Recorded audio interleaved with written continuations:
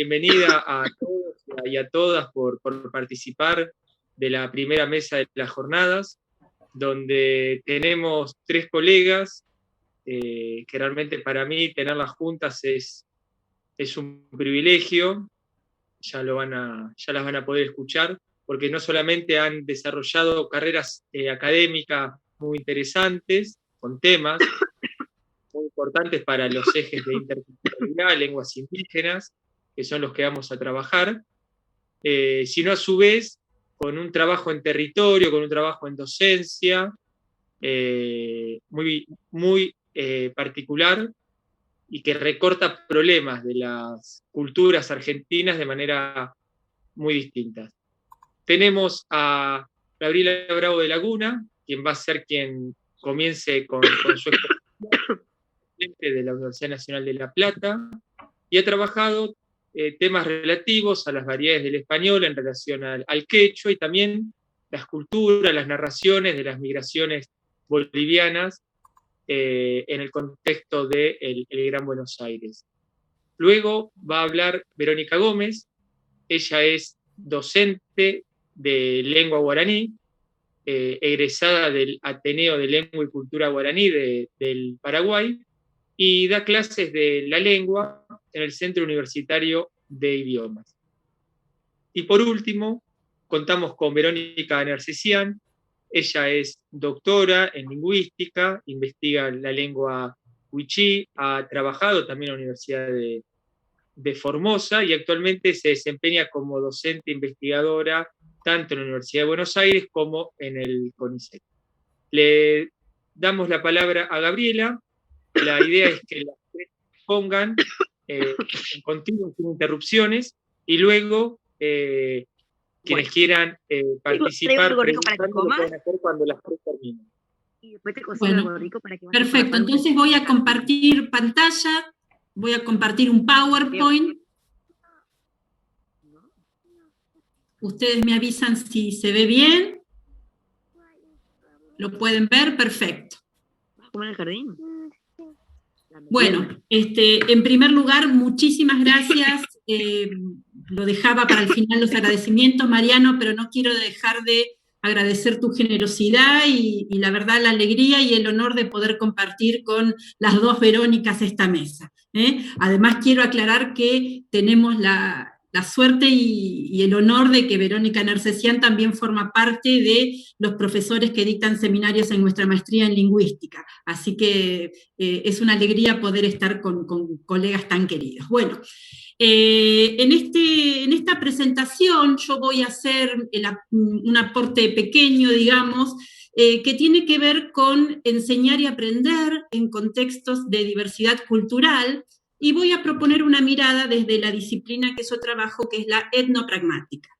Yo trabajo en la universidad, en la Facultad de Humanidades, estoy en la cátedra de lingüística, de la que fue titular muchos años Angelita Martínez, pero también tengo mi anclaje, digamos, trabajo en un instituto de formación docente de La Plata, el Instituto 9, que estoy a cargo de sociolingüística y de gramática y lingüística 4, y en una escuela de 2 barrios platenses, en Los Porteños y en el barrio de San Carlos, que son 2 escuelas consideradas rurales, están bastante alejadas del casco urbano, y en realidad fueron las 2 escuelas que movilizaron mi interés y mi amor por la comunidad boliviana puntualmente, que es con la que yo trabajo. Ustedes van a ver algunas imágenes, las fotografías muestran protagonistas y momentos, voy a minimizar esto, de la fiesta de la diversidad que se realiza todos los años en el mes de octubre en una escuela del barrio de Los Hornos de la ciudad de La Plata, e imágenes de la fiesta de la Virgen de Copacabana, que se realiza en el barrio de San Carlos, también de la ciudad de La Plata, y en donde se congrega la mayoría de la comunidad boliviana de la ciudad.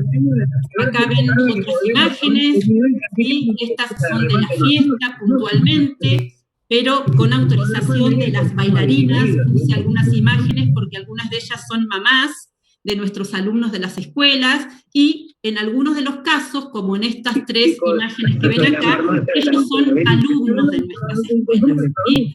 Y estas dos imágenes que ustedes encuentran acá son realmente de la fiesta que realizamos de la diversidad en una de las escuelas. Estas celebraciones reúnen a un número muy importante de alumnos, alumnas, padres, familiares, docentes, autoridades, en su gran mayoría residentes bolivianos de la zona, que reactualizan a través del encuentro su pertenencia a una realidad cultural que trajeron con ellos al momento de dejar su tierra en busca de nuevos horizontes.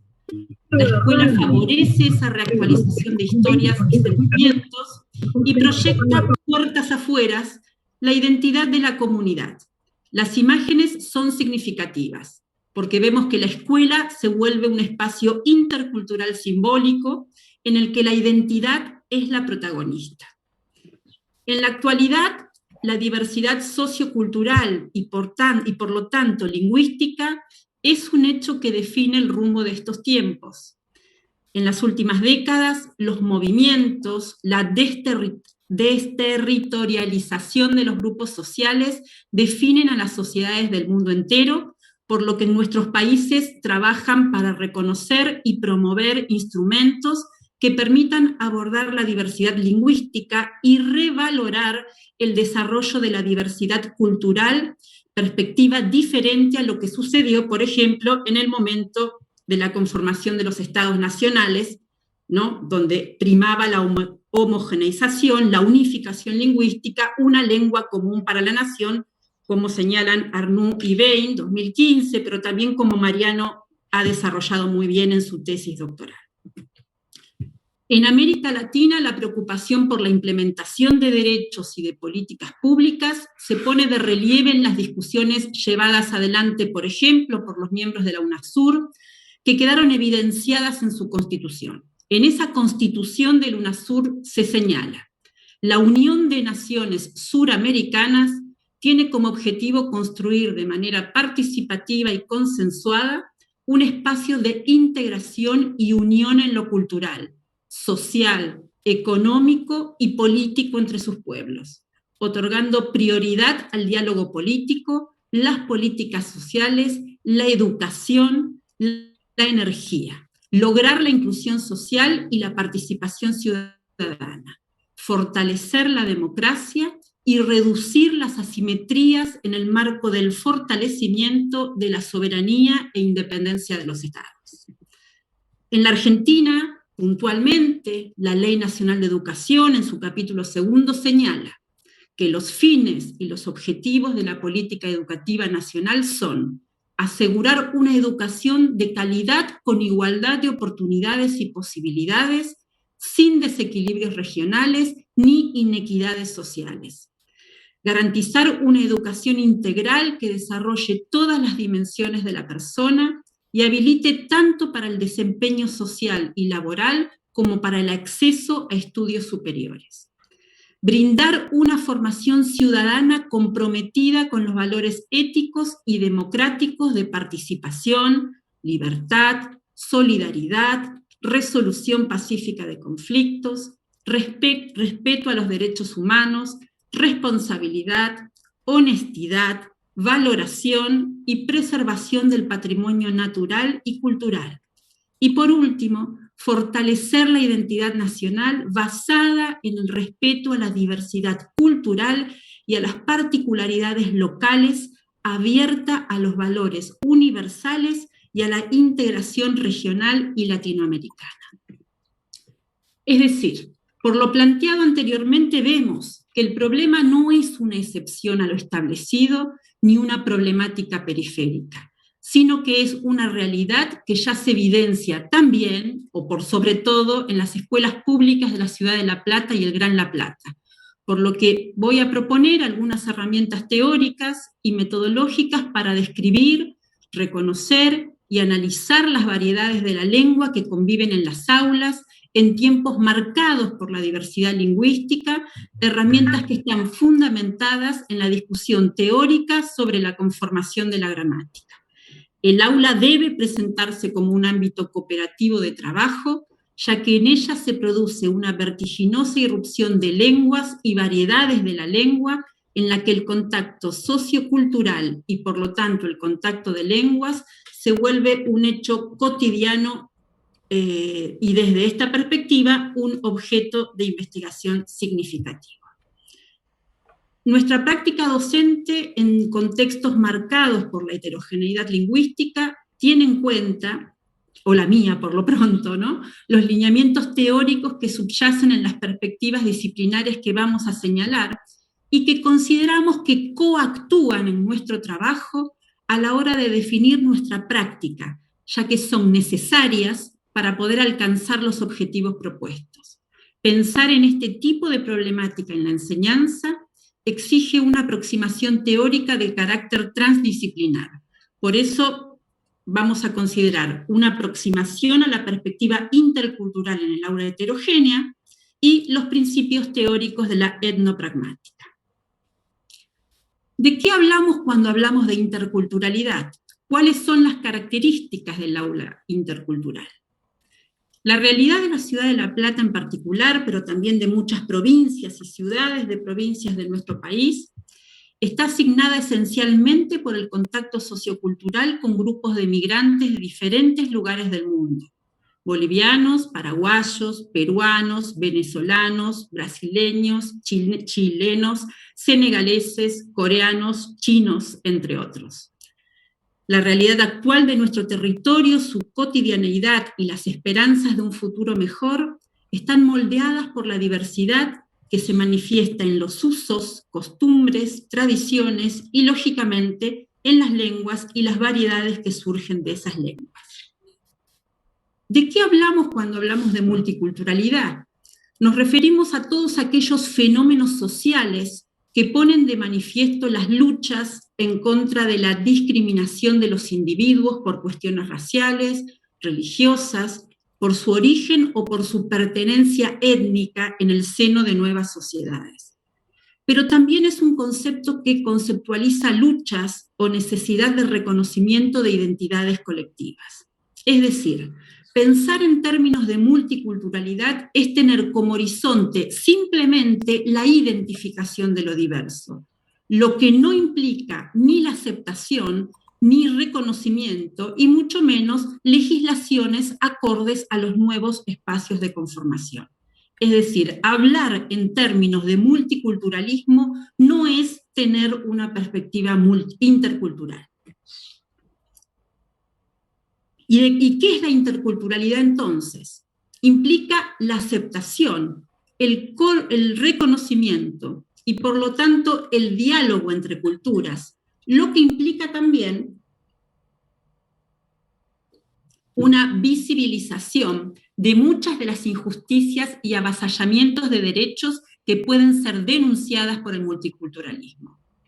La perspectiva intercultural hace un aporte significativo a la lucha contra la marginalización cultural a la que muchas comunidades de migrantes se sumergen en las sociedades receptoras. Porque ese diálogo genera políticas públicas para la nueva realidad, moviliza la implementación de nueva legislación que garantice derechos. Entonces, plantear un enfoque intercultural en el aula no significa afirmar que todos los docentes y todos los alumnos y alumnas de una determinada disciplina o un determinado plan de estudios se conceptualizan de la misma manera y que, cuando se refieran a ellos o a las relaciones interculturales, se hace referencia a lo mismo. Significa tener una perspectiva intercultural como horizonte de referencia, como una base para analizar lo que ocurre en nuestras prácticas y en los diseños de nuestras prácticas. Significa considerar lo diverso, la heterogeneidad de la realidad cultural de los alumnos y las alumnas, y por lo tanto la diversidad de variedades que convergen en el aula. Este debe ser nuestro primer diagnóstico como docente, la identificación de las variedades lingüísticas que coexisten en una clase. Por otro lado, yo también, digamos, tengo como fundamento teórico fuerte los principios de la etnopragmática. ¿Por qué? Y lo voy a sintetizar, ¿no? Pero mis colegas acá presentes van a saber, digamos, de qué hablamos. La etnopragmática parte de la conceptualización que los seres humanos somos inteligentes y hacemos un uso creativo de los dispositivos que una lengua particular nos ofrece. Este punto de vista adquiere una relevancia aún mayor en nuestra práctica docente si consideramos el presupuesto teórico de que la sintaxis está motivada semántica y pragmáticamente, y por lo tanto constituye el nivel más creativo del lenguaje. ¿A qué nos referimos con esto? Y cito a Erika García. La sintaxis constituye, como lo sugiere el término gramática emergente, una cristalización del uso. En ese caso se juntan, se yuxtaponen, se colocan formas lingüísticas apropiadas al mensaje que desea transmitir el hablante, de tal modo que no resulte difícil su inferencia por parte del interlocutor. Es decir, el usuario de la lengua selecciona aquellas herramientas que una lengua particular le ofrece, las formas de la lengua, para poder decir lo que efectivamente quiere decir, colocándolas de manera creativa y adecuada al mensaje que intenta transmitir. El enfoque etnopragmático intenta explicar cuáles son los factores que subyacen a la selección de las formas que realiza el hablante. Porque en las lenguas solo hay diferencias, es decir, diferencias entre los recursos que la misma ofrece, lo que permite asignarle un valor a cada forma, por lo que esa forma no es dentro del sistema, es decir, el famoso concepto saussuriano de valor. Por eso proponemos partir de una perspectiva teórica que no conceptualice la homogeneidad en el uso, es decir, miradas ideales de la lengua y de sus hablantes en el abordaje de la enseñanza de las prácticas del lenguaje. Apuntamos a trabajar en el aula desde una perspectiva dinámica, que nos permita desarrollar estrategias pedagógicas que estén orientadas a potenciar aún más la competencia comunicativa de los alumnos y las alumnas de nuestras aulas, competencias que son diversas. A manera de ejemplo, les voy a mostrar 2 ejemplos de lo que nuestros alumnos hacen en el aula. Uno de ellos corresponde a la oralidad y otro de ellos corresponde a la escritura. Son ejemplos que tomamos de la Escuela de Enseñanza Secundaria en la que trabajo en Los Hornos, que es Lindera, en la zona de Los Hornos. Lo digo esto simplemente para los colegas que no son de La Plata. La zona de Los Hornos es lindera al casco urbano de la ciudad de La Plata. Se denomina zona rural por 2 razones: la distancia que existe entre el casco urbano y la escuela, y por otro lado, las dificultades de acceso a la institución, ya que cuenta con caminos limitados y restringidos, y entre otras cosas, porque también llega un solo micro a la zona. En cuanto a los alumnos y alumnas, la mayoría de los ingresantes al nivel secundario es egresada de la escuela primaria, que está ubicada en el mismo edificio, o de otras escuelas ubicadas en localidades cercanas como Abasto, Olmos y Echeverri. Los padres de los alumnos y las alumnas, así como muchos de nuestros chicos, se dedican al cultivo de verduras y hortalizas. Provienen en su mayoría del sur de Bolivia, Tarija, Villazón, Pacaya, entre otras ciudades, aunque en la comunidad educativa encontramos alumnos de otras regiones, pero en menor cantidad, como de Salta, Río Negro, o también muchos alumnos de Paraguay, de Perú y algunos de Brasil. ¿Cómo dicen nuestros alumnos? Este es un fragmento de el trabajo que hacemos nosotros con la oralidad. Nosotros no los grabamos, sino que los filmamos, porque también nos interesa ver cómo ellos reponen o utilizan, mejor dicho, otro tipo de lenguajes, que no son los lenguajes verbales, en el momento de la comunicación. En el ejemplo siguiente podemos observar la alternancia en el uso de las formas que y de qué en la narración de eventos cotidianos, como señales introductorias y vinculantes de información. O sea, el famoso dequeísmo, que nosotros sabemos que en nuestra variedad de español es un uso estigmatizado.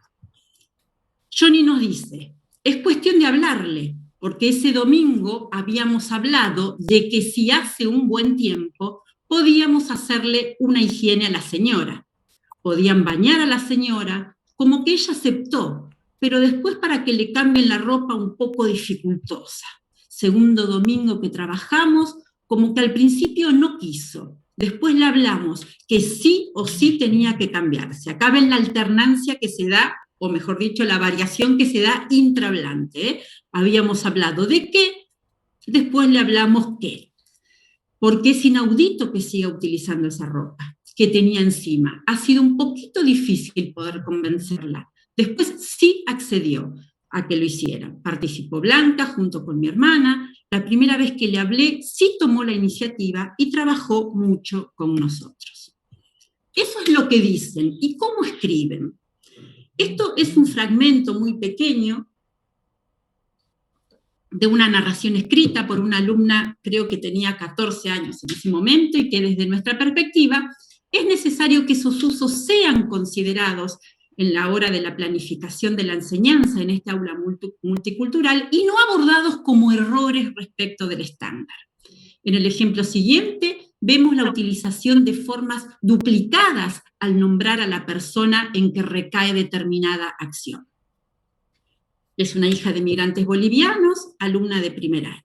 En todos los casos, los chicos no son quechua hablantes, sino que adquirieron el quechua porque ya son descendientes, ¿no? Nuestros alumnos de la escuela son argentinos, hijos de bolivianos. Y entonces Macarena nos decía, Tommy sigue caminando por el bosque y lo encuentra al asesino con Jenny, y Tommy trata de sacarla de los brazos y pelea con una hacha, y Tommy lo mata al asesino, y Jenny sale corriendo para su casa con Tommy, y el cadáver del asesino quedó tirado en el bosque. ¿Qué vemos en los ejemplos?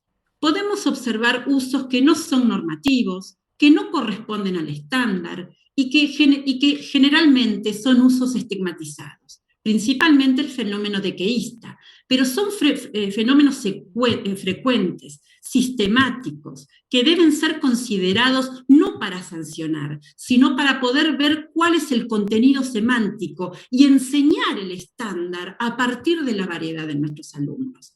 Porque en cierto contexto nosotros en los ejemplos podemos ver que se reduplica pronombre y entidad, en la que recae la acción, en otro contexto usa o el pronombre o solamente nombra la entidad, y en otros contextos alterna el uso de con de qué. Es decir, no es que no saben cuál es el uso. Conclusiones finales. En este sentido, pensamos que tener una perspectiva intercultural en la planificación de nuestras prácticas y los principios sustentados por la endopragmática pueden tener un gran impacto en nuestra práctica docente y ofrecer herramientas indispensables para planificar un aula intercultural. ¿Y cómo afrontar el desafío del aula intercultural? Identificando y describiendo qué es lo que nuestros alumnos y alumnas en distintos niveles hacen con la lengua. Creemos que lo que hay que diagnosticar en el aula son las características de las variedades de nuestros alumnos, lo que nos va a permitir desarrollar las estrategias pedagógicas que nos permitan poder acompañarlos en la reflexión metalingüística.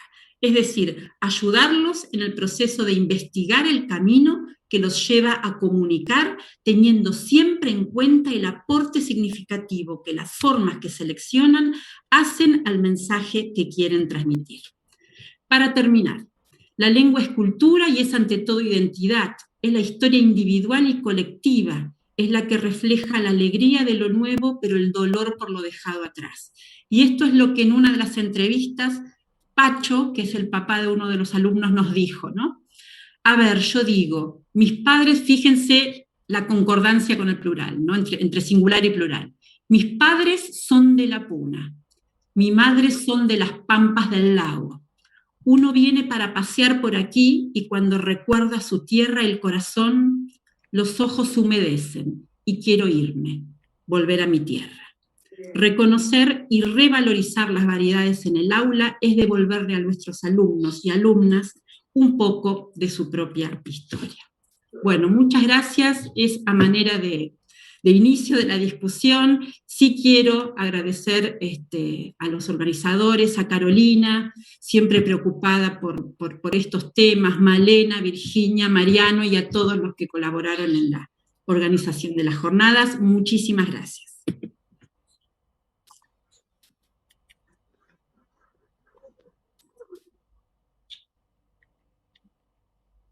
Ahora continuamos con Verónica Gómez. La tenemos conectada, ¿no? Acá. Sí. Te escuchamos, Vero.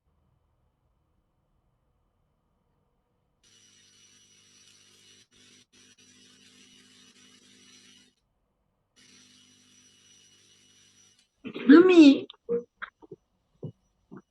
entré y está el curso ahora, justo entré y están mis profesores de la FACU, de la UNLP, de didáctica, están ahí. Creo que Verónica está con un problema de... dice que no le anda la cámara, pero ¿podés hablar, Vero, o no? ¿Se me escucha ahí? Sí. Perfecto. No, se me desconectó la cámara justito. Bueno, listo. Entonces pongo para compartir pantalla. Bueno.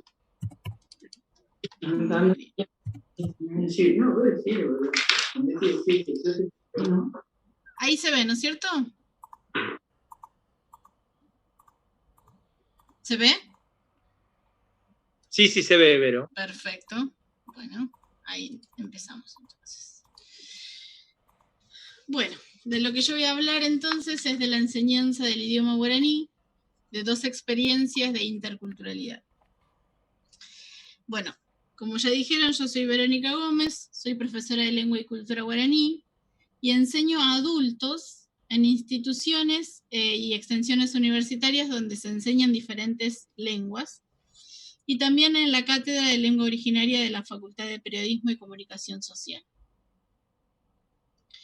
Y también soy parte del grupo de profesores que va a hacer las capacitaciones en Misiones. Estas capacitaciones son organizadas por la Biblioteca Palabras del Alma, que es una biblioteca que está acá en la provincia de Buenos Aires, en Pilar, y estas capacitaciones se dan para integrantes de comunidades guaraní de Misiones. Bueno, con estos 2 tipos de experiencias está relacionada la exposición de hoy. Para empezar, quiero tomar el concepto de interculturalidad, que entre otras cosas se refiere a relaciones de intercambio y comunicación igualitarias entre grupos culturales diferentes, ¿cierto? Y bueno, contarles que siendo hija de paraguayos, nacida en Buenos Aires y habiendo crecido en un entorno principalmente de personas paraguayas, habiendo hecho parte de mi escuela primaria en Paraguay y parte en Argentina, siendo bilingüe y habiendo adquirido una identidad argentina, pero también paraguaya, podría decirse que mi experiencia con la interculturalidad empezó desde que nací. Sin embargo, cuando yo iba a la escuela en Buenos Aires, la cultura paraguaya no tenía el mismo estatus que otras comunidades migrantes. Los bolivianos y los paraguayos, sobre todo, éramos considerados, y todavía sigue siendo así, comunidades inferiores, digamos, ¿no? En varios sentidos. Es decir, había una cultura que tenía un peso mayor, ¿no? Es decir, que no había igualdad entre ambas. Pero en cuanto a mi formación, sobre todo posterior a terminar el colegio secundario, ahí sí ambas culturas y ambos idiomas tuvieron un peso similar en mi formación, ¿cierto? Entonces, para empezar a hablar de mi experiencia como docente de idioma guaraní en Capital Federal y en La Plata, voy a hablar de la experiencia con los cursos en el CUI, ¿no? En el Centro Universitario de Idiomas. Que es, como ya dije, una institución donde se enseñan diferentes idiomas. En estos cursos hay un gran porcentaje de quienes, el gran porcentaje de los que se inscriben tienen relación con la cultura guaraní. Son descendientes de paraguayos, de correntinos, de formoseños. Pero hay otro porcentaje que se inscribe por otros motivos. Entre ellos, el simple hecho de conocer una lengua y una cultura diferentes. En estos casos es donde se pone más de manifiesto la interculturalidad, digamos. Aunque la mayoría de los que integramos esos cursos, docentes y alumnos, somos producto de la inter o la multiculturalidad, porque somos parte o descendientes de una comunidad migrante.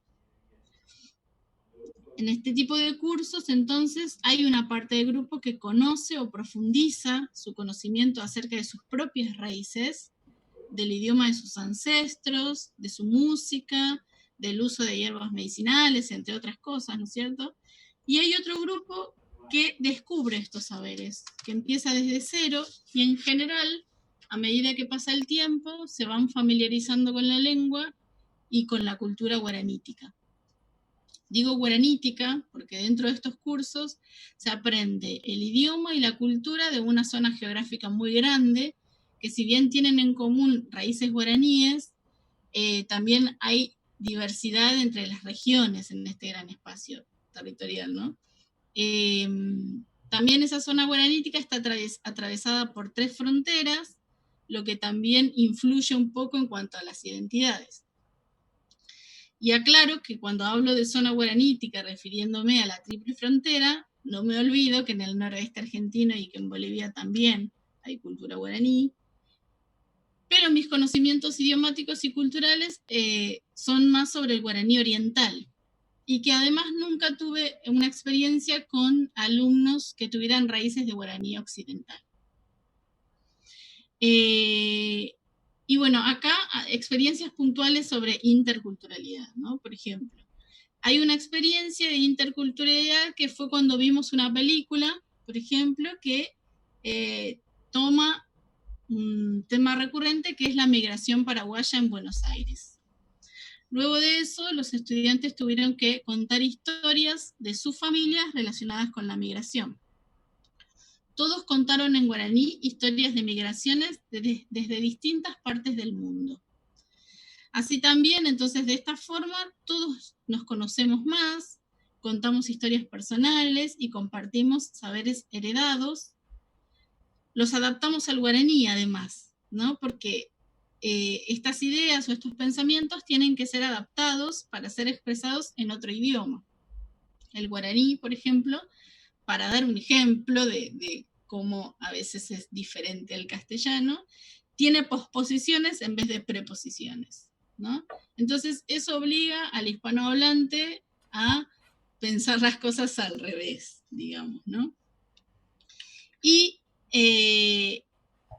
otra experiencia de interculturalidad también, o la intención de conocer más sobre la cultura y el idioma que estamos estudiando, fue un viaje que hicimos, ¿sí?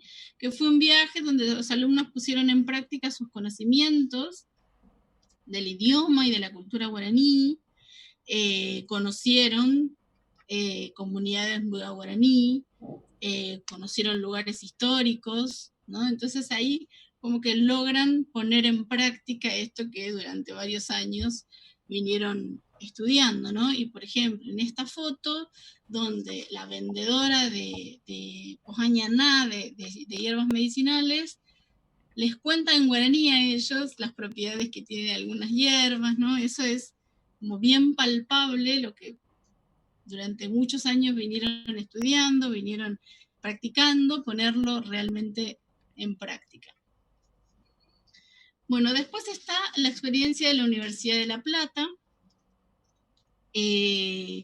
donde dentro de la currícula de las carreras de periodismo y comunicación social está hace unos años la cátedra Lengua Originaria. Acá el intercambio intercultural es más claro, ya que la mayoría de los estudiantes empiezan de cero.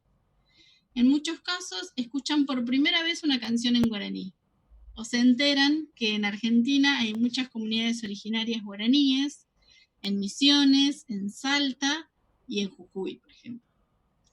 Los incentivos para estos estudiantes suelen ser o el contacto con la gran comunidad paraguaya, que siempre están presentes en los barrios o en las organizaciones barriales, o simplemente el interés por las culturas indígenas en general, ¿no? En todos los casos, el acercamiento y el aprendizaje de la cultura guaraní, tanto a la historia, a las costumbres, a las influencias, en la idiosincrasia de la Argentina, y además, por supuesto, el idioma, se da por parte de aquellos que no tienen raíces guaraníes. Sin embargo, en estudiantes que sí tienen estas raíces, para ellos esto es como un redescubrimiento de sus propias raíces. Muchos expresaron haberse sorprendido por encontrar la materia idioma guaraní dentro de sus carreras, y recién ahí haberles surgido el interés por algo que les era familiar, pero que nunca habían profundizado ni investigado, ¿no? Y acá hacer como un paréntesis para reflexionar sobre esto, porque para muchas personas, en este caso estudiantes, les resulta tan extraño encontrar al guaraní o un idioma originario dentro de sus carreras, ¿no? Y también hablar un poco de este efecto que produce saber que el idioma guaraní se enseña en universidades, o que se enseña simplemente, ¿no? Bueno, el hecho de aprender guaraní en una universidad pareciera darle mayor importancia a un idioma que era considerado inferior, realmente. Por ser un idioma que no tiene una larga tradición de escritura, es decir, que es eminentemente oral, sus hablantes suelen ser analfabetos en su propio idioma. Muchos de quienes quieren escribir en guaraní usan la grafía castellana para expresar sonidos del guaraní, porque fueron alfabetizados, pero en castellano. Esta es una de las razones por las que muchos guaraní hablantes consideran que tienen un conocimiento a medias de su propio idioma por no saber leerlo ni escribirlo, o por hablar una variedad llamada yopará, en la que se toman prestadas palabras del castellano, es decir, por hablar una mezcla, ¿sí? Los mismos hablantes como que consideran que tampoco saben mucho guaraní, eso es algo muy común. Además, el guaraní, como el resto de las lenguas originarias, fue considerado inferior a, por ejemplo, idiomas europeos, y se expandió tanto esta idea que hasta en Paraguay, donde es uno de los idiomas oficiales, todavía hay sectores que relacionan al guaraní con lo inculto, lo marginal, etc. A pesar de esto, la identidad paraguaya está absolutamente ligada a este idioma. La música folclórica, el humor, los dichos populares se expresan mayormente en guaraní. Hago estas aclaraciones para que se entienda lo ambiguos que pueden llegar a ser estos sentimientos entre los mismos hablantes hacia su idioma, y también los de sus descendientes ya nacidos en Buenos Aires. En la Universidad de La Plata, entonces, hay más diversidad entre los estudiantes, son de diferentes lugares del país y de países vecinos, con raíces culturales muy variadas, y expresan siempre la importancia de la posibilidad de que la universidad pública les da de aprender idiomas originarios y saberes ancestrales del continente en general. Esto es entonces la experiencia, las dos experiencias, digamos, en Buenos Aires. Y ahora una muy diferente, totalmente diferente, que son las capacitaciones para comunidades en Mbuyá guaraní. Digamos, acá hay más de alfabetización y escritura, ¿sí? Bueno, volviendo al concepto de interculturalidad, entonces cuando hablamos de interculturalidad se habla del respeto mutuo entre las diferentes culturas, del diálogo horizontal y de apuntar a resultados donde la diversidad se vuelva fortaleza. Bueno, en estas capacitaciones pienso yo que se dan muchos de estos principios, en estas capacitaciones que se dan varias veces al año por la Biblioteca Palabras del Alma para integrantes de comunidades Mbuyá guaraní, apuntan mucho a estas cosas. En estas capacitaciones se dan talleres y charlas muy variadas, algunas relacionadas con la currícula escolar, como materias como matemática, lengua, biología, historia, y también con otros temas vinculados a la salud, a la ecología, al trabajo. Estas capacitaciones se llevan a cabo en la EFA de San Pedro. La EFA, o sea, la sigla significa Escuela de la Familia Agrícola, ¿sí? Y hay una escuela en San Pedro de este tipo que cede sus instalaciones para las capacitaciones, ¿sí? En los feriados largos, en las vacaciones de invierno, en las vacaciones de verano, cede sus instalaciones. Entonces allí llegan los docentes desde Buenos Aires, gran parte de los docentes llega desde Buenos Aires, hay algunos que son de Misiones, de Posadas, y a las comunidades de alrededores de San Pedro, de las comunidades guaraníes, llegan los integrantes de las comunidades Buda guaraní. Entonces los docentes son en gran parte de Buenos Aires y en menor cantidad de Misiones. Las clases son en castellano, porque los docentes no saben hablar Buda guaraní. Y en todos los talleres hay un voluntario o una voluntaria en Buda que oficia de traductor, porque en general las personas muy mayores o los chicos muy chiquitos son prácticamente monolingües en Buda. En 2019 fui invitada para formar parte de las capacitaciones en Misiones y a partir de entonces participé 3 veces. En abril de 2019, en julio de 2019 y en febrero de 2020. Los talleres que estuvieron a mi cargo se relacionaron con la lectura y la escritura en Buda guaraní. Algunos fueron de alfabetización, otros de lectura y escritura, otros para chicos chiquitos, de lecturas de cuentos en castellano y escritura creativa bilingüe, etc. Bueno, ¿cómo fueron estos encuentros? ¿Cuáles fueron las dificultades? ¿Cómo se desarrollaron estos talleres?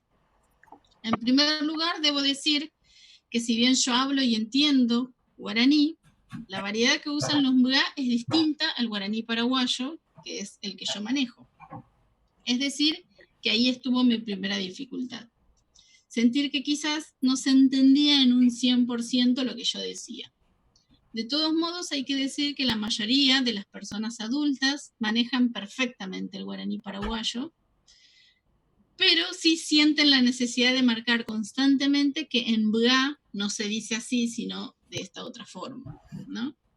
Con el correr de los días nos fuimos entendiendo mejor porque yo lograba adaptarme a las diferencias de pronunciación de algunas palabras, como por ejemplo, quizás el que entiende guaraní me va a entender mejor esto, cuarajé, por ejemplo, para nosotros en el guaraní paraguayo es sol, ¿sí? Pero para los Buda esta palabra se pronuncia cuaraú, ¿no? Y otro ejemplo puede ser la palabra ti, que significa nariz, y que para los Buda la pronunciación es chi, ¿sí? Esto para mostrar un poco que hay diferencias, pequeñas diferencias en la pronunciación. Y así con varias palabras. Yo sabía que de estas diferencias, pero las pude poner en práctica recién en ese momento y además aprendí muchas otras cosas que no sabía. Para escribir utilizamos la grafía estandarizada del idioma guaraní, que es la que ellos también usan en sus escuelas bilingües. Las personas de las diferentes comunidades entonces pidieron que se sigan dando talleres donde ellas pudieran escribir más en su idioma. Dijeron que consideraban muy importante poder leer y escribir en guaraní. Es por eso que seguí yendo a las jornadas de capacitación posteriores. En esas jornadas posteriores hicimos, entre otros, talleres donde los adolescentes debían leer textos en Buda que hablaban de sus costumbres y luego ellos, en grupo, elegían y escribían alguna tradición de su cultura que consideraban importante y explicaban por qué. Esta actividad y otras los incentivó para pedir que entre las muchas charlas que se ofrecen en esas capacitaciones, ellos pidieron que hubieran talleres dictados por los ancianos de las comunidades, ¿sí? Que ellos pudieran dar charlas o talleres sobre su propia cultura, ¿no? O sea, esto los incentivó, esta actividad, para pedir que hubieran más actividades donde se hablara de la cultura en guaraní. Después había otro taller, acá les voy mostrando algunas imágenes.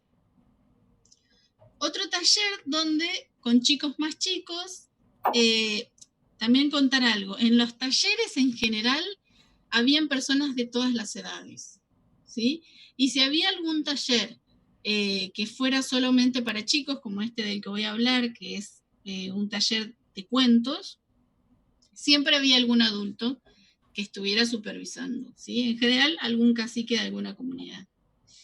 Este taller, por ejemplo, para chicos, era en castellano, o sea, una persona contaba un cuento en castellano. Acá quizás hay alguna imagen, acá, por ejemplo, ¿no? De Hernán Nemi, que está contando un cuento. ¿Sí? En estos cuentos, que eran para niños, aparecían personajes de animales, de mascotas, por ejemplo, que tenían colores extraños, costumbres extrañas y pasaban por diferentes aventuras.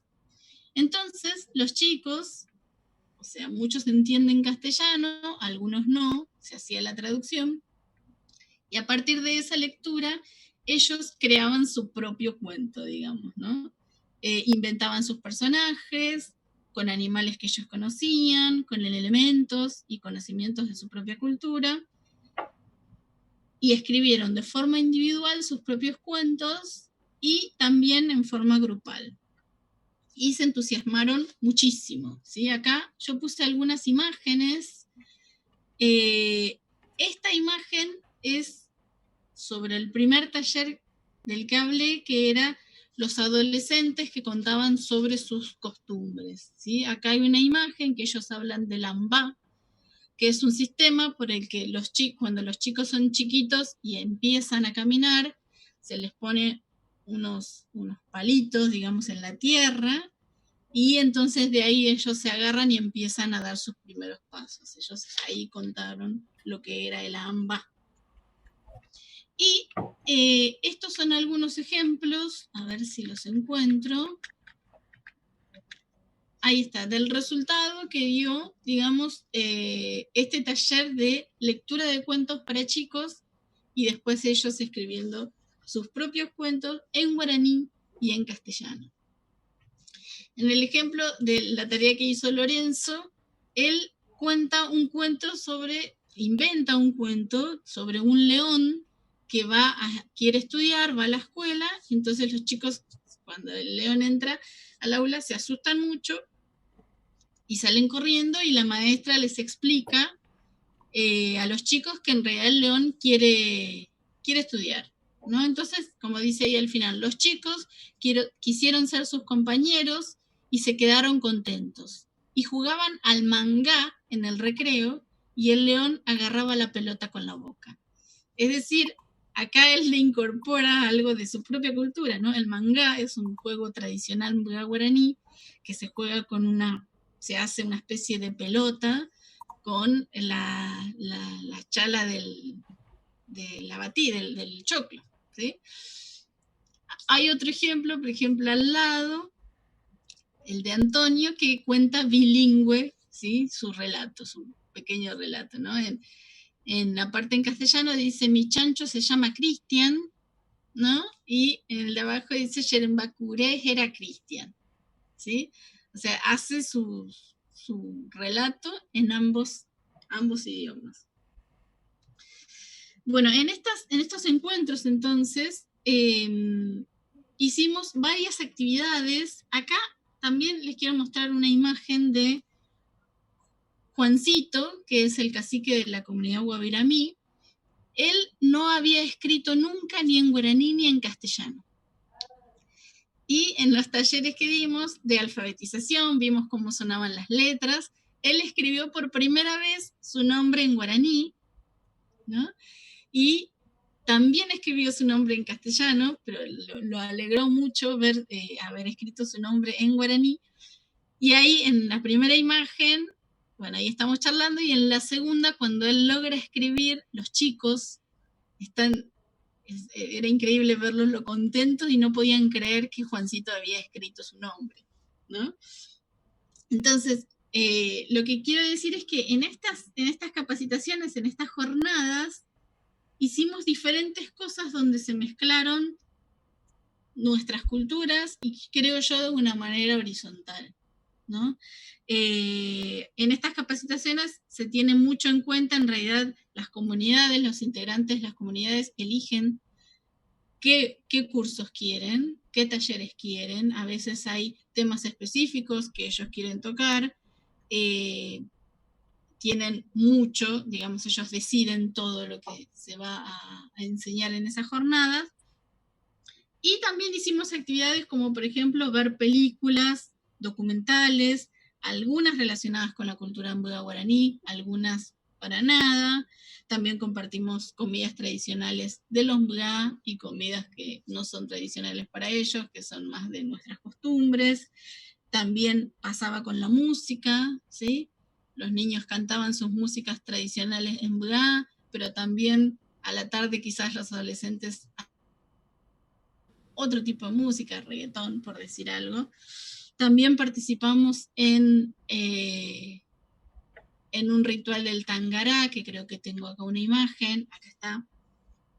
Es un ritual que se hace en ronda y que se utiliza una fogata en el medio de la ronda, ¿sí?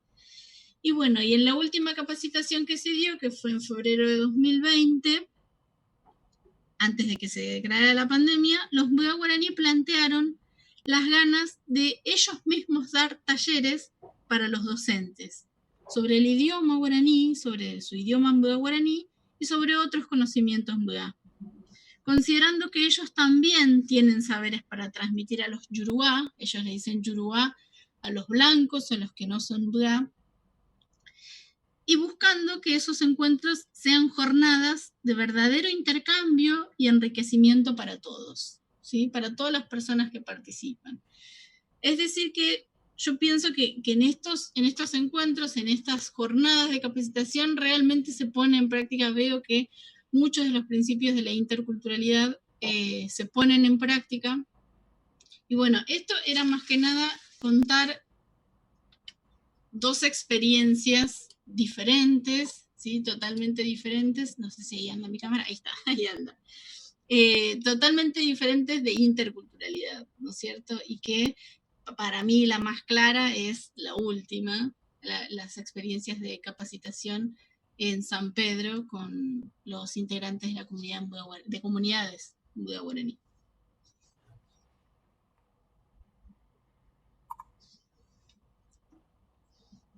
Por ahora es todo.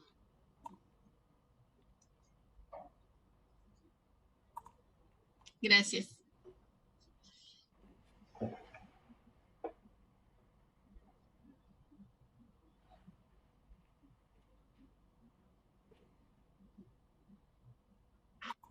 Bueno, ahora seguiríamos con Verónica Narcesian. ¿Qué tal? Buenos días. Muchas gracias, Mariano, por la invitación y la verdad que es un placer participar de esta mesa con dos colegas como Gabriela y Verónica. Y gracias a las dos por las presentaciones que dieron, que son muy inspiradoras. En mi caso, yo quería referirme a la relación de la investigación lingüística con la enseñanza de lenguas indígenas, que a la vez son experiencias de construcción de conocimiento nuevo en grupos de trabajo que están formados por personas que provienen de distintos grupos culturales, que tienen distintas perspectivas, distintas trayectorias e incluso lenguas nativas distintas, ¿no? Y quería empezar compartiendo algunas experiencias de trabajo y algunos conceptos que le dan marco teórico a esa práctica de la investigación en relación con la enseñanza de las lenguas. Quería empezar retomando una distinción que se suele hacer, que es la de la ciencia básica y la aplicación. En nuestro caso, uno de los ámbitos de aplicación de la lingüística es el ámbito de la enseñanza de lenguas, precisamente. Y en general, cuando se piensa en esta distinción de ciencia y aplicación, hay una tradición de pensarlo como que primero es la ciencia y después los resultados que se obtienen se aplican, ¿no? Si bien, digamos, hay perspectivas más positivistas, como la de Klimovsky, por ejemplo, que plantea que la ciencia es algo neutral, desideologizado, apolítico, y que la aplicación, en cambio, es algo ideologizado, y de ahí la importancia de separarlo. Hay otras perspectivas mucho más reveladoras a mi juicio, bueno, más interesantes, como la de Warshawski, que propone que la ciencia y la aplicación van juntas, ¿no? Y por lo tanto no existe la ciencia neutral, ¿no? Y en palabras del propio Warshawski, lo voy a citar, dice: no nos dejemos mistificar, elegir los problemas que va a investigar es una de las actividades esenciales de la ciencia. Son muchos, por cierto, los que opinan que la ciencia avanza más cuando visualiza un problema nuevo que cuando lo resuelve. Y como toda elección, depende de la imagen del mundo que se tenga. Y agrega: un problema no tiene verdad ni valor, solo importancia, ¿no? Por otro lado, además, en el esquema de desarrollo tecnológico de Bernal, señala que no necesariamente el desarrollo científico antecede al desarrollo tecnológico, ¿no? o aplicado. Entonces da como ejemplo que los remos y las balanzas eran usados antes de que Arquímedes formulara la ley de la palanca. Pero al mismo tiempo, la formulación de esa ley proporciona un concepto que después permite un desarrollo de aplicaciones tecnológicas todavía más complejas, ¿no? Dworkin también señala otro ejemplo, que él dice que la primera evidencia de un mecanismo de reloj mecánico data de 1286. Y las bases científicas que permiten describir el funcionamiento de un reloj mecánico y perfeccionarlo se tuvieron recién gracias a los estudios de Galileo en 1564 y Newton en 1643, es decir, 2-3 siglos más tarde, ¿no? Entonces, muchos de los desarrollos tecnológicos también tuvieron una importante influencia sobre avances científicos posteriores. Quiere decir que no siempre, digamos, esta concepción de que la ciencia es primero y el resultado se aplica, no se comprueba, y al revés, como dice Warshawski, en realidad van juntas, porque lo importante es identificar el problema. Las experiencias que quiero compartir en esta ocasión ilustran de qué modo en el ámbito de la lingüística van juntas, ¿no?, la ciencia básica y lo que llamamos la aplicación, que en este caso lo restringiríamos a la enseñanza de las lenguas.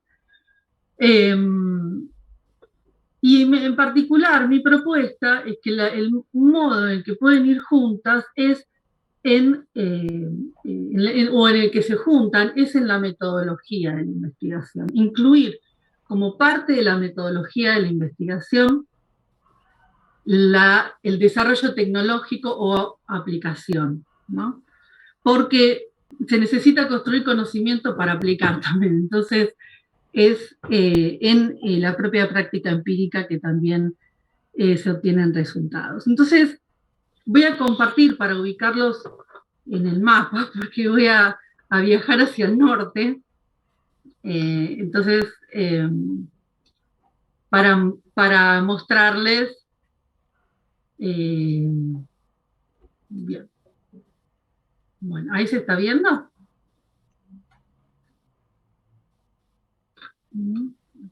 Sí, se ve bien.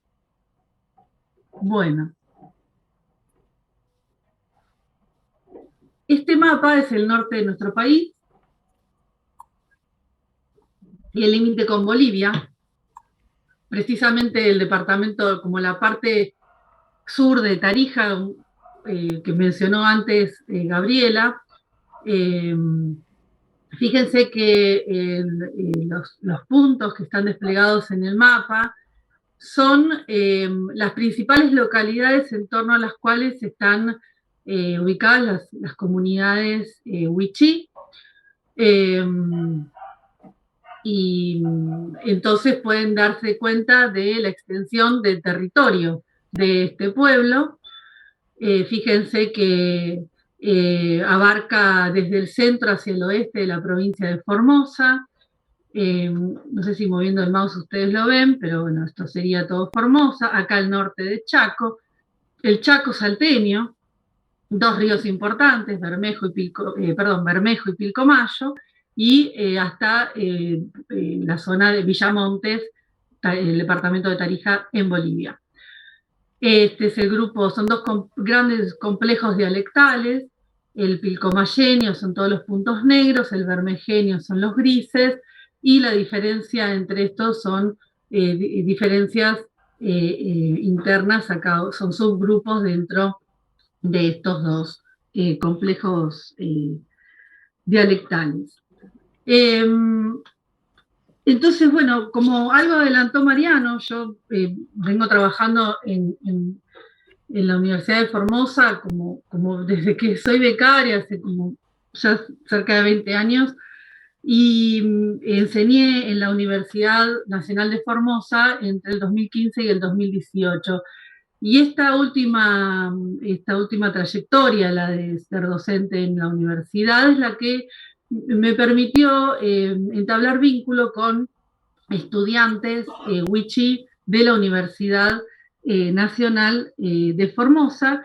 Y entonces conformamos un grupo de trabajo, de investigación, con estudiantes de distintas carreras, y entre otras actividades que hemos ido desarrollando, trabajamos una en particular que es los términos del cuerpo humano. Resulta ser que la mayoría de los estudiantes wichí en la Universidad Nacional de Formosa estudian o eligen la carrera de enfermería. Pero además hay otras carreras como biología, psicopedagogía, que también suelen cursar, y estas carreras comparten la materia anatomía. Entonces, se conjugaban dos intereses que era, por un lado, promover o trabajar sobre la presencia de las lenguas indígenas en el ámbito universitario, en la educación superior. Que estén presentes, digamos, no solo porque están presentes en los grupos de estudiantes que las hablan y cuando las usan entre ellos, que esté presente de manera institucional, que esté presente en los carteles, que esté presente en las materias. Y entonces el propósito de este material que trabajamos fue armar un vocabulario de los términos del cuerpo humano que pueda utilizarse como material de estudio en estas materias que abordan el estudio del cuerpo humano, ¿no? Como anatomía. Entonces, yo les voy a mostrar, nosotros en principio lo que hicimos fue publicarlo en una página de divulgación que venimos desarrollando hace varios años, se creó en el 2009 y se va alimentando de aportes y contribuciones de maestros bilingües, estudiantes de secundario, estudiantes universitarios, wichí, y colegas investigadores incluso de otras disciplinas como antropología, ¿no? Entonces, este trabajo, fíjense, bueno, estos son los autores, fue coordinado por Arminda Paico, que es especialista en psicopedagogía egresada de la UNAF y actualmente estudiante de la licenciatura, con un grupo de compañeros wichí, también de distintas carreras, enfermería, biología. Mónica Amarilla no pertenece al pueblo wichí, pero también forma parte del grupo de trabajo. Fuimos desarrollando este vocabulario junto con figuras del cuerpo humano, incluyendo también la variación dialectal. Entonces, fíjense que cuando se usa la virgulilla, representa la alternancia de entre dos formas, la o la u, son dos formas según las variedades dialectales. Entonces, están las partes del cuerpo humano, están las de la cara, ¿no? Los huesos, o sea, el esqueleto, ¿sí? Ustedes después la pueden ver con más detalle, pero bueno, a modo ilustrativo, porque esta página es de acceso público, los músculos también del cuerpo humano. La importancia de esto también, a veces, digamos, si bien anatomía no es una materia que tiene por objeto la enseñanza la lengua, es una materia en la que se enseñan términos. Enseñar terminología específica en una lengua particular también es enseñar lengua. Quiere decir que también estamos enseñando lengua cuando enseñamos otras áreas disciplinares que no tengan como objeto de enseñanza la lengua. Por eso nos parecía importante también incluir este tipo de contenidos en las materias. Eso es algo que hay que trabajarlo todavía, que es contactar a los docentes para que lo consideren como material.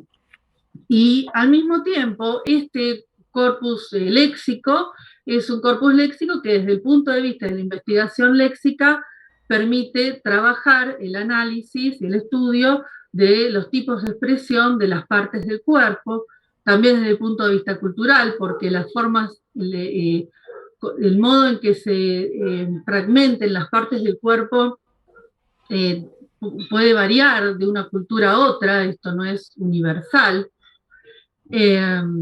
Entonces, desde trabajar las variaciones dialectales hasta trabajar las formas de expresión, la formación de palabras para nombrar partes del cuerpo y también, bueno, la morfología de estas palabras, ¿no?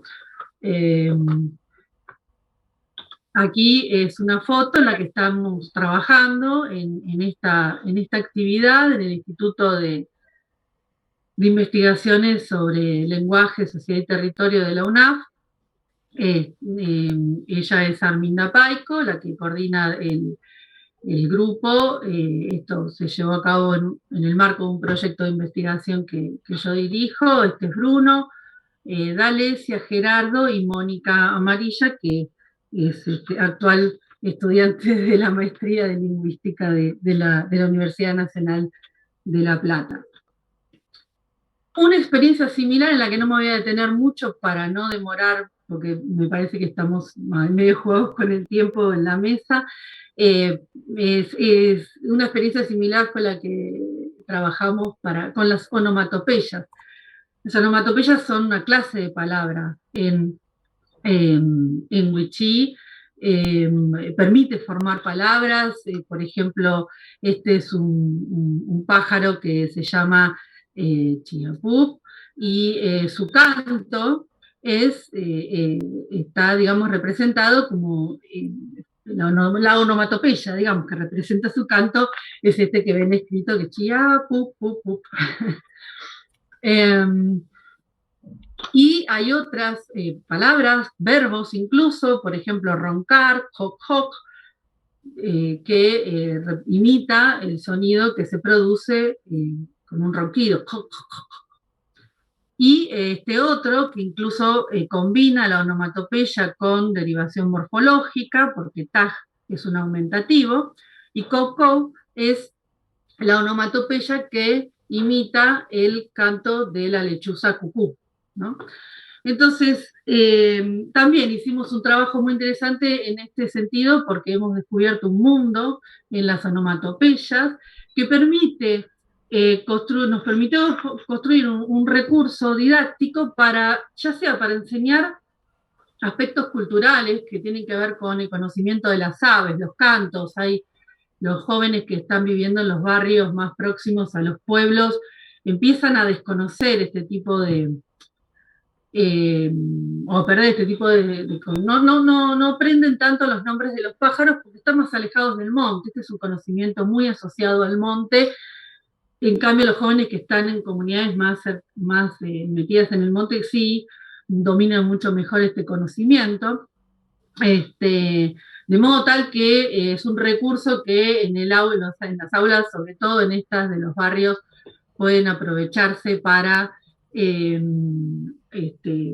enseñar este tipo de conocimiento, al mismo tiempo que se enseñan términos como los nombres de los pájaros, y también puede utilizarse para, otra vez, la formación de palabras, para la enseñanza de las palabras, las clases de palabras, pero también para la alfabetización y como recurso lúdico para, digamos, el aprendizaje de la relación entre el grafema o la letra y el sonido, ¿no? Como es una forma lúdica, recurrir también a las onomatopeyas. Y también esto está en la misma página.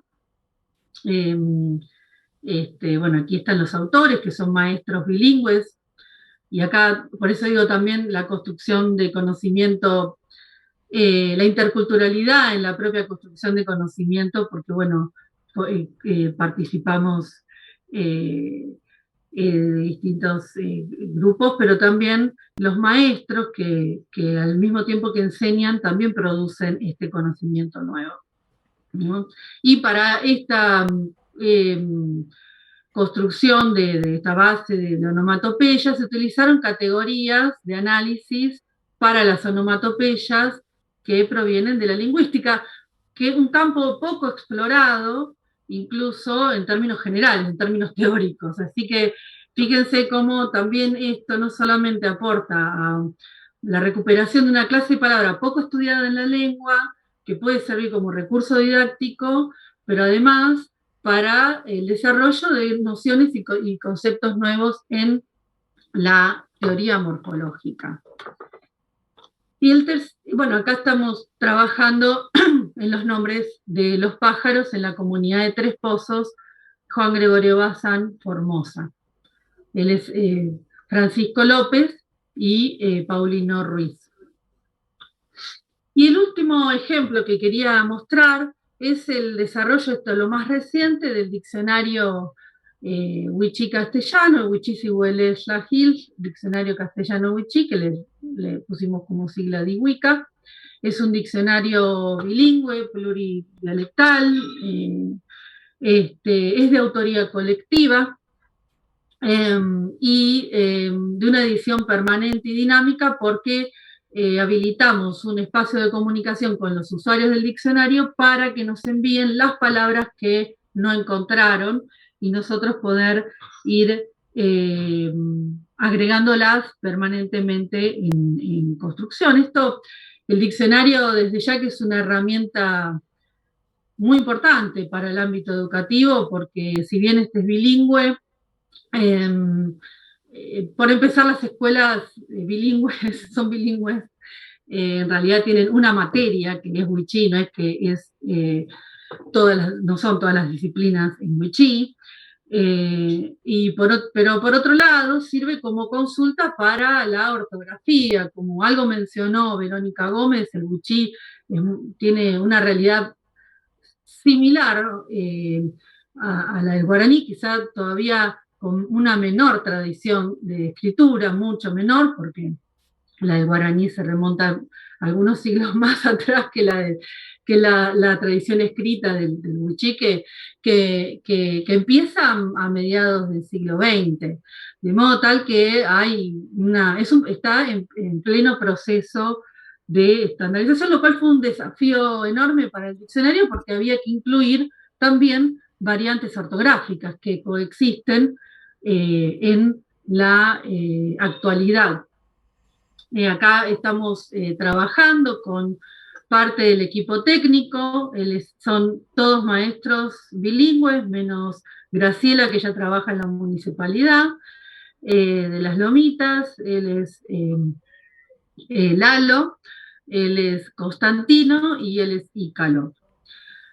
El diccionario incluye también terminología, son específica para el ámbito de la gramática que hemos empezado a crear, son neologismos desde ya que creamos para la traducción de términos específicos del ámbito de la lingüística y la gramática. Estos en realidad provienen de un curso de gramática wichí que dimos en Las Lomitas entre 2009 y 2013. Es decir, fue discutido por un grupo de unas 40 personas. Todavía no está subido a la web, pero no quería dejar de mostrarles, aunque sea cómo se ve el diccionario. El diccionario se ve de este modo. Aquí tienen las notas generales para el usuario, abreviaturas, alfabetos. Orden alfabético es para buscar las palabras en orden alfabético. En los créditos tienen los autores de las entradas, que como ven es de una gran diversidad, porque hay tanto maestros como estudiantes y especialistas en legislación y en otros de comunicación también. El equipo técnico también es intercultural en el sentido de que hay wichís y personas no wichís, entonces están los que mencioné antes. Mayra Jonatey se acaba de doctorar en lingüística en la UBA, Mónica Amarilla también, que la mencioné antes, Nicolás es un estudiante de lingüística de la UBA, Severiano es un intérprete traductor, él es wichí de Tres Pozos, especializado en judiciales.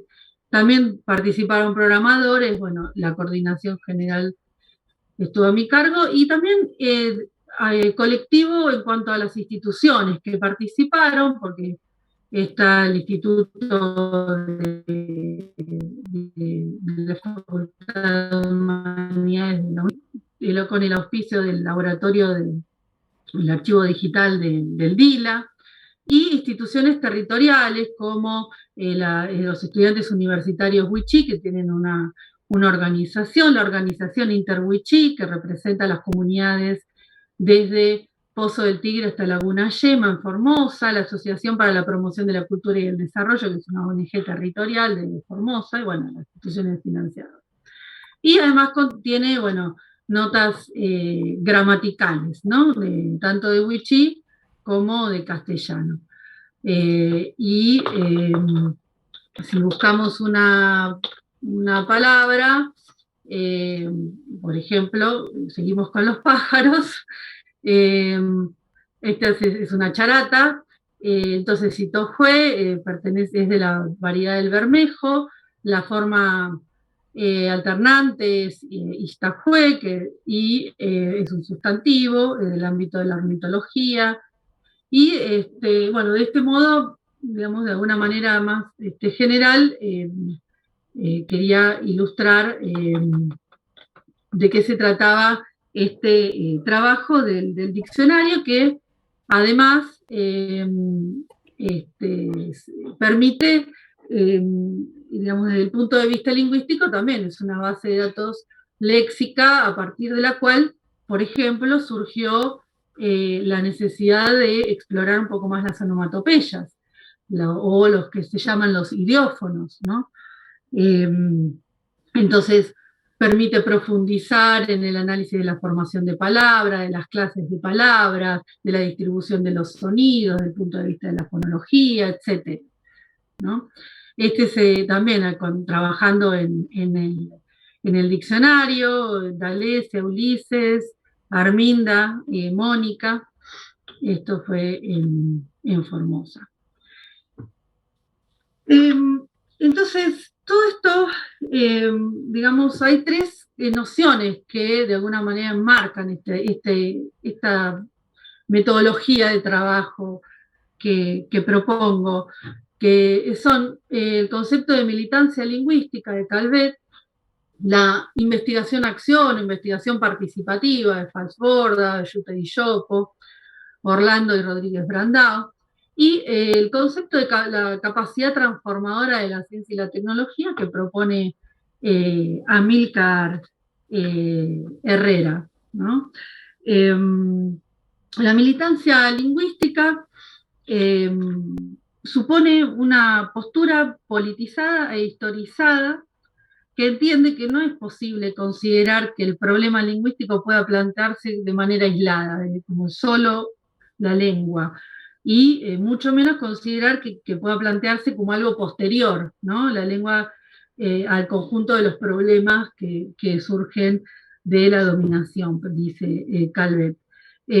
Justamente la dominación lingüística es parte de la dominación social de los pueblos. Algo de esto mencionó Gabriela cuando citaba a Arnoux y Bain con respecto a la política homogeneizadora, castellanizadora que se implementó cuando se creó el Estado-Nación. Cuando los miembros de un pueblo deciden usar la lengua vernácula en los distintos ámbitos de uso, públicos y privados, esa es una opción que los hablantes eligen. Y esta elección lingüística es en sí misma una actitud militante hacia la lengua. En palabras de Calvet, optar por la lengua del pueblo es optar por el combate que toma como base una identidad cultural. Y en este sentido, participar de proyectos de investigación lingüística es también tomar una actitud militante y asumir o incorporar esa práctica investigativa como parte de las prácticas de la militancia lingüística. Entienden que participar de eso es también participar de la lucha, ¿no? De la militancia. Esto estoy mostrando. Esta era una reunión de maestros, por ejemplo, en lo que estuvimos reflexionando sobre la situación de la enseñanza bilingüe en María Cristina. Acá estamos trabajando sobre el archivo de historia oral y la traje a colación para ilustrar el concepto de la investigación participativa, que tiene que ver con el trabajo colectivo y territorializado, ¿no? Según Gioper y Giopo, la investigación participativa se desarrolla con el objeto de darle un sentido concreto a la participación de los grupos históricamente marginados de la información, inclusive sobre su propia situación y de los procesos de toma de decisiones. Por lo mismo, la investigación participativa no es casual, no es una invención o una idea genial de una persona, es una conjugación de una crítica teórica epistemológica, una ruptura con los procesos que existen, por un lado, y por otro, el resultado de una reestructuración de elementos innovadores provenientes de diversas experiencias prácticas y de los avances teóricos recientes. De esta manera, sostienen los autores, se ha convertido en una praxis nueva que se presenta como una opción metodológica y un enfoque estratégico para la acción.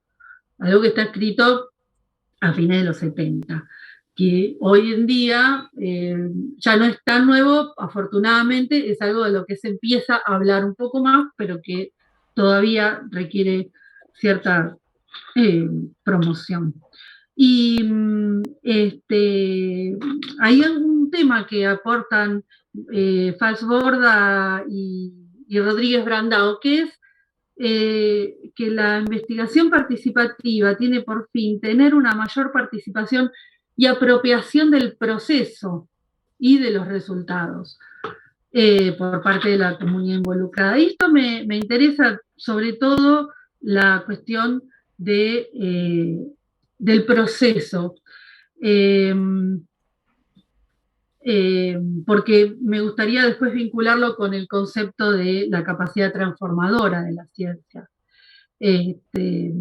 Entonces, sin retirarme todavía del concepto de investigación participativa, es enfatizar la concepción multidimensional y sociohistórica que este enfoque tiene. Es decir, tener siempre presente cuáles son las condiciones materiales de los actores de esa investigación participativa y las condiciones político-económicas históricas, ¿no?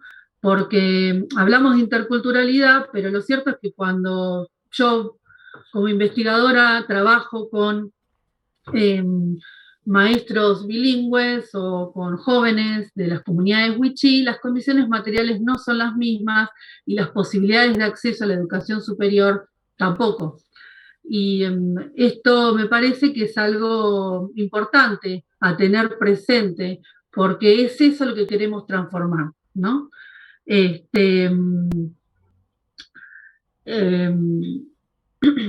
Muy bien. Y el tercer concepto, ¿no? Este también para ilustrar la investigación participativa, Ulises Fernández, que es estudiante de la carrera de Historia de la UNAP, está haciendo entrevistas para el Archivo de Historia Oral en su propia comunidad, María Cristina. Este es el curso que mencioné antes, el grupo, con otras fotografías ilustrar el concepto de la capacidad transformadora de la ciencia y la tecnología que plantea Amílcar Herrera. Para conceptualizar la investigación y el lugar de la ciencia en las sociedades. La ciencia tiene o puede tener, según cómo se la oriente, la capacidad transformadora de las relaciones históricas hegemónicas al interior del país y al exterior. En este sentido, los aportes de la lingüística, acá en el curso es un curso que se dio a maestros bilingües y estudiantes de este curso. Se hizo a partir de resultados preliminares que veníamos trabajando sobre la gramática, de eso salió el manual de gramática, el vocabulario terminológico que mostré antes, y se pudo articular también entre distintas instituciones, la Organización Interwichí, la Universidad Nacional de Formosa, al punto de que avalaron, entregaron académicamente dando el certificado, el rector, que es el que ven en las dos imágenes de la izquierda, y el decano de la Facultad de Humanidades a la derecha, fueron hasta las Lomitas para entregar los certificados. Esto tiene un valor simbólico enorme, porque fue la universidad la que viajó al interior de la provincia, digamos antes, y retomo también el valor simbólico que mencionó Verónica Gómez en cuanto a la presencia de una lengua indígena como materia en la universidad, y bueno, también se dan este tipo de avales que también tienen un valor simbólico territorial importante. Fíjense que los ecos que tienen estas actividades, que luego nos pidieron que llevemos el curso a Salta, en Morillo, entonces dimos algunos talleres, ya no fue un curso como el que dimos en Lomita, que duró 4 años, fueron 2 o 3 encuentros por año en Morillo, y lo dictamos ya con Constantino e Ícalo, que son maestros bilingües que habían hecho el curso en las Lomitas, y conformamos un equipo docente entre los 3, con lo cual ellos también empezaron a tomar la iniciativa de ser formadores en gramática a otros docentes en otras zonas. Estas son algunas instancias de trabajo, eran todos estos maestros de la provincia de Salta y de Chaco también, en el taller. Entonces, para ir cerrando, los aportes que la lingüística como ciencia del lenguaje puede hacer al ámbito educativo y en particular a la enseñanza bilingüe en lenguas indígenas, contribuye a una lucha histórica de los pueblos originarios que tiende a la transformación de las relaciones hegemónicas y asimétricas que se manifiestan en términos sociales, económicos, políticos, pero también lingüísticos. Los aportes de la lingüística a la educación intercultural bilingüe contribuyen a esta lucha contra las asimetrías lingüísticas y a la construcción de estados nacionales pluriculturales y plurilingüísticos simbólica y materialmente, ¿no? Desde ya que los aportes a una transformación desde la ciencia no pueden pensarse únicamente desde los resultados, y es acá donde quiero conectar la noción de proceso con la capacidad transformadora de la ciencia. Nosotros solemos mostrar el producto, ¿no? Porque supone un éxito de un proceso, pero también pasa que no se alcanzan los productos, digamos, hay muchos proyectos truncos, y yo tengo varios para contar. De hecho, el diccionario que mostré, en realidad, originalmente había sido planteado, un diccionario en papel, solamente de la variedad del Bermejo, y porque generalmente las limitaciones son materiales, esto se fue demorando, no teníamos los recursos para imprimirlo, no iba a llegar a toda la gente, si iba a una editorial, no hay librerías en los pueblos, en el interior de Formosa, la gente no iba a poder comprarlo. Entonces se fue demorando porque después incorporamos las variedades dialectales, fue pasando el tiempo. Con el tiempo ya todo el mundo tenía los smartphones y convenía hacerlo en formato digital. Entonces, el proceso, en realidad, de construcción de conocimiento son en sí mismos transformadores. Y es allí, en el proceso de construcción de conocimiento, desde la investigación participativa, que ocurren esas pequeñas transformaciones de la ciencia y la tecnología. Entonces, por esto no se puede pensar a la ciencia como algo de una actividad desideologizada. Y por supuesto que las transformaciones que un proyecto de investigación puede alcanzar son siempre limitadas, pero bueno, tiene ecos y resonancias que son desconocidos, nunca uno sabe hasta dónde puede llegar esa transformación o ese eco. En realidad lo que uno esperaría o que la expectativa es que esta práctica empuje para que haya una relación de las políticas de Estado con la ciencia territorializada y transformadora, de modo tal que entonces la construcción del Estado también se vea atravesada por estas perspectivas. Así que bueno, espero haber aportado a esta reflexión y que de alguna manera estas perspectivas o estas nociones, parte de esta metodología sirva como insumo para quienes estén trabajando en distintos ámbitos, sea enseñanza como investigación, en definitiva, siempre en la construcción del conocimiento, bueno, que les puedan aportar algún elemento para reflexionar, ya que, como Gaby planteó, el aula es un ámbito cooperativo de trabajo y bueno, creo que muchos de estos conceptos pueden incluirse en la práctica también docente. Eso es todo.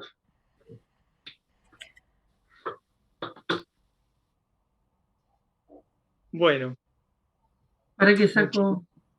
Muchísimas gracias, Verónica, por esta última presentación. Tenemos que ir cerrando porque automáticamente se cierra el aula, faltan segundos, que no vamos a tener la posibilidad de intercambio, lamentablemente. Había muchas preguntas ahí que quedaron en el Zoom que quedarán para futuros encuentros, una buena excusa para volvernos a encontrar. Y simplemente para cerrar, quiero agradecer a Gabriela Bravo de Laguna, a Verónica Gómez, Verónica Narcisian, por este encuentro, por participar, porque sus voces son realmente muy importantes para articular el trabajo territorial, los problemas que desde el territorio surgen, y de ahí, un poco, como decía finalmente Verónica, retomando a Varsavsky, desde ahí producir una epistemología, una ciencia soberana, ¿no? Y me parece que esa articulación es realmente muy, muy productiva. Que bueno, será una excusa esta necesidad de cerrar ahora para encontrarnos nuevamente en otros encuentros. Y les agradezco a todos los que hicieron posible esta mesa y en particular a ustedes tres. Bueno, gracias Mariano, gracias a todos los que participaron, muchas gracias por abrir estos espacios de debate que son tan importantes. Gracias Carolina, Virginia, Malena, gracias. Igualmente. Queda grabado, que después me sumo a los agradecimientos de Gabriela. Muchas gracias, También. muchas gracias a ustedes. Gracias. Malena, querida, gracias. Gracias. Bueno.